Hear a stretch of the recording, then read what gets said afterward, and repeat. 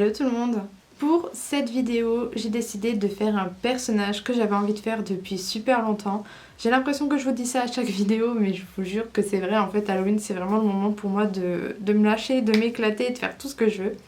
Mais je voulais faire depuis longtemps Tate Langdon de American Horror Story saison 1. Donc ce look est inspiré de Zombie Boy. Et franchement, j'adore. Je suis une fan de squelettes. J'aime trop dessiner, maquiller des squelettes. Donc là, je suis aux anges. C'est un maquillage qui n'est pas hyper compliqué, mais qui va demander quand même de la précision et du temps. Donc si vous voulez le faire, mettez-vous du temps de côté parce que tous les petits détails, ça demande du temps. Si vous n'êtes pas encore abonné à ma chaîne YouTube et que vous voulez voir mes prochaines vidéos, n'hésitez pas à vous abonner, c'est en dessous, c'est gratuit et ça m'aide beaucoup. Vous pouvez aussi me retrouver sur Instagram car je poste toutes les photos de tous les looks là-bas et je suis quand même un peu plus active en story là-bas. Et si ça vous intéresse, c'est parti pour le tuto. Alors ce qui est génial avec ce make-up, c'est que vous avez pratiquement à faire aucun investissement.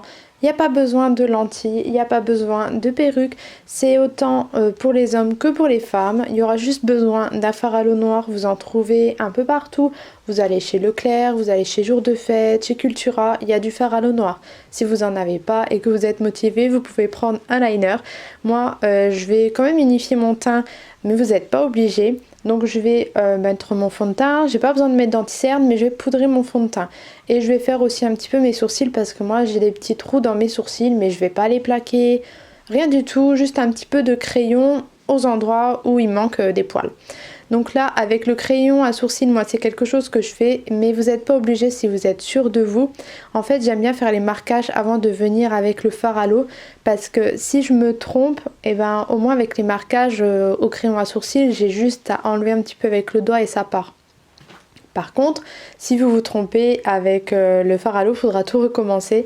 Donc comme je vous ai dit dans l'introduction, c'est un maquillage qui va demander de la précision mais qui va pas être forcément très compliqué. Là vous voyez, je fais vraiment tous mes marquages. Je prends une photo sous le nez. C'est la meilleure astuce que je peux vous donner. Vous mettez la photo juste sous vos yeux, juste devant le miroir et vous essayez de reproduire le mieux possible. Donc c'est un squelette, donc avec les traits un peu basiques des squelettes. Donc là je prends mon fard à l'eau noire et ça y est c'est parti, je viens remplir les formes que j'ai dessinées avec le crayon à sourcils. Donc pour les formes les plus grosses je prends un pinceau langue de chat assez gros. C'est des pinceaux que vous pouvez retrouver dans les marques comme Snazaro, Grim 2, etc. C'est vraiment pour maquiller les enfants.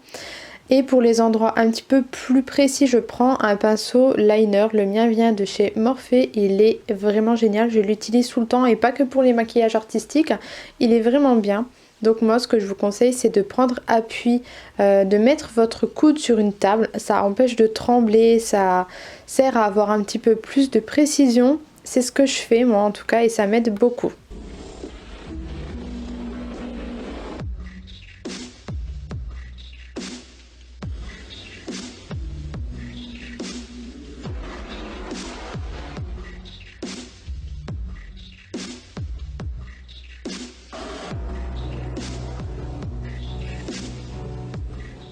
Là, je vais remplir l'espace où il y a les dents, pareil, avec mon petit pinceau liner. En fait, il va être à plusieurs usages ce pinceau. Je vais l'utiliser autant avec le fard à l'eau que avec des fards en poudre en fait. Je vais juste le nettoyer entre temps, mais il est tellement précis que j'utilise pour tout.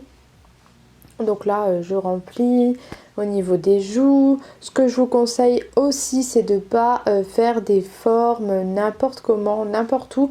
Aidez-vous de votre propre mâchoire en fait. Vous touchez avec le doigt et vous savez où se trouvent vos os. C'est comme ça que je fais depuis tout le temps que je fais des squelettes et ça aussi, ça aide beaucoup. Là, je m'attaque à la partie la plus compliquée, je trouve. Enfin, pas compliquée, mais précise. Donc, mettez vraiment un miroir à la hauteur de votre cou. Et commencer à dessiner les formes. Je vais commencer par les os du milieu de la gorge. Comme ça me permet de faire quelque chose d'assez symétrique. Voilà, je pose ma base et après je fais tout le reste autour. Je vous conseille aussi avec le fard à l'eau de mettre, vous savez, en dessous du menton. On va pas monter le maquillage jusqu'au visage, jusqu'au bas de la joue. Donc mettez du noir. Ça va donner encore plus de profondeur au maquillage. Et après vous faites surtout la partie visible du cou avec tous les éléments. Donc là, je vous avoue que j'ai complètement improvisé. Au début, je regardais la photo, j'essayais de faire exactement pareil, mais à la fin, c'est parti en improvisation. Et je trouve que ça va, c'est quand même assez cohérent. Donc j'oublie pas de faire les ombres avec du fard à paupières gris, fard à paupières noir. Ensuite, cette partie-là où je fais une toile d'araignée au niveau de l'oreille. Le démaquillage va être super rigolo, je le sens. Et voilà, le look est terminé, la danse de la joie. Voilà, j'ai plaqué mes cheveux, en fait j'ai mis plein de lacs, j'ai brossé, je les ai plaqués en arrière. Si vous êtes un homme, vous pouvez faire pareil aussi, plaquer. J'ai changé, j'ai mis un t-shirt. Il a un sweat à capuche, donc si vous avez un sweat à capuche, vous pouvez le mettre. Et voilà, le look est terminé, j'espère qu'il vous a plu. Et je vous fais plein de gros bisous en attendant la vidéo de demain. Mouah.